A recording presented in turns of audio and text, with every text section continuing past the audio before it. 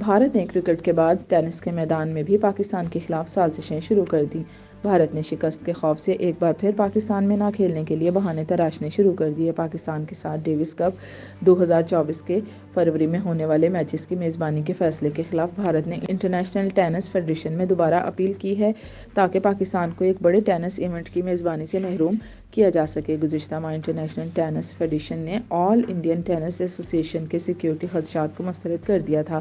اور آل Indian tennis ایسوسی ایشن کو ڈیوس کپ ٹائی کے لیے اپنی ٹیم پاکستان بھیجنے کی ہدایت کی تھی۔ کمیٹی نے متفقہ فیصلے میں کہا تھا کہ پاکستان میں ایسی کوئی صورتحال نہیں جس کی وجہ سے بھارت کی ٹیم ڈیوس ٹائی کپ میں شرکت نہ کر سکے، لیکن بھارت نے اس فیصلے پر نظر ثانی کی اپیل دائر کرتے ہوئے یہ بہانہ بنایا ہے کہ پاکستان میں 8 فروری سے الیکشن ہے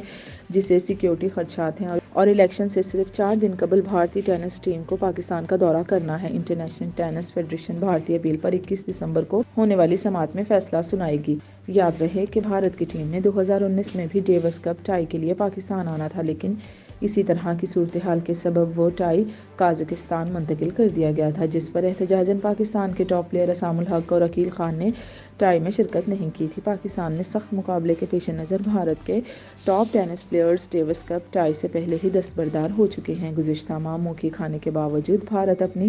اوچھی حرکتوں سے باز نہ آیا۔ تاہم پاکستان ٹینس فیڈریشن کے حکام کا کہنا ہے کہ آئی ٹی ایف نے جس طرح پہلے بھارتی موقف کو مسترد کیا تھا، امید ہے اس بار بھی وہ انصاف پر مبنی فیصلہ کرتے ہوئے اپنے سابقہ موقف پر قائم رہے گی۔